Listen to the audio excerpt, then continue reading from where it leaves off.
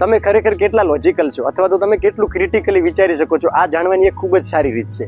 પરંતુ યાદ રાખજો, આ એક્સપેરિમેન્ટ તમારી જાત પર કરવાનું છે, બીજા પર નહીં. દુનિયામાં ઘણા બધા લોકો એવા છે કે તમે એમને જાણતા હશો, જેમ કે તમારા કોઈ ફેમિલી મેમ્બર હોય, કોઈ તમારો ફ્રેન્ડ હોય, તમારા કોઈ એથ્લેટિક પ્લેયર્સ હોય, અથવા તો કોઈ પોલિટિકલ લીડર હોય, અથવા તો કોઈ ધાર્મિક રાજનેતા હોય. આ બધાને તમે જ્યારે જાણતા હશો તો આમાંનો કોઈ એક વ્યક્તિ એવો છે કે તેને તમે વધારે પસંદ કરતા હશો.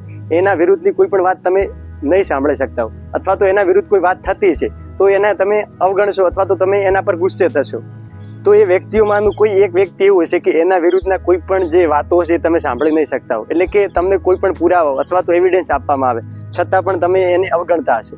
તો એ વ્યક્તિ માટે તમે બ્રેઇન વોશ થયેલા છો. એનો મતલબ કે તમે તમારી પોતાની જાતને એનાલિસિસ અથવા તો ખૂબ જ મોટા ક્રિટિકલ સમજતા હો, પણ એ વાસ્તવમાં ખોટું છે.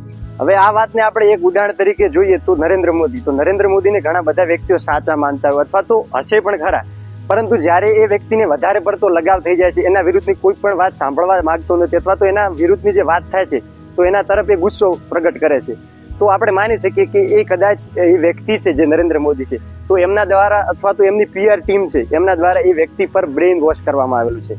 જો તમારામાં કોઈ એક આવો વ્યક્તિ છે તો એનો અર્થ એ છે કે એ વ્યક્તિ અથવા તો એ વ્યક્તિની PR ટીમ તમને નિયંત્રિત કરી રહી છે. દુનિયા માટે તમે ગમે તેટલા લોજિકલ અથવા તો ક્રિટિકલ હોઈ શકો છો, પરંતુ એ વ્યક્તિ માટે તો તમે બ્રેઇન વોશ થયેલા છો.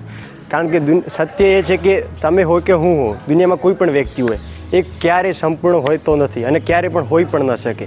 ધારો કે તમે કોઈ વ્યક્તિની સારી આવડત વિશે તમે પ્રશંસા કરો છો કે કોઈ સારું રમે છે, કોઈ સારું બોલે છે, કોઈ સારું ગાય છે, તો એનો મતલબ એ નથી થતો કે એ વ્યક્તિ એ કળાની અંદર સંપૂર્ણ થઈ ગયો છે. તમને એ વ્યક્તિની કોઈ એક આવડત ગમી શકે છે, પરંતુ ઓછી બુદ્ધિની નિશાની એ જ છે કે એ વ્યક્તિની કોઈ સારી વસ્તુની તમે વધારે ગમાડો છો, એટલે કે વધારે તમને ગમતી હોય છે અને પછી તમને એ વસ્તુની પૂજા કરવામાં.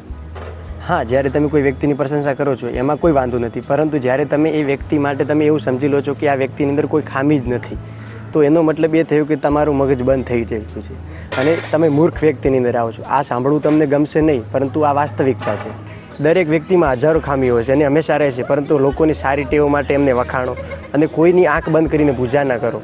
અને આ એક્સપેરિમેન્ટ તમારી જાત પર કરો અને તમારી જાણની અંદર કોઈ એવો વ્યક્તિ છે કે જે સંપૂર્ણ છે, એટલે કે પરફેક્ટ છે, તો એનું નામ નીચે કમેન્ટમાં લખો.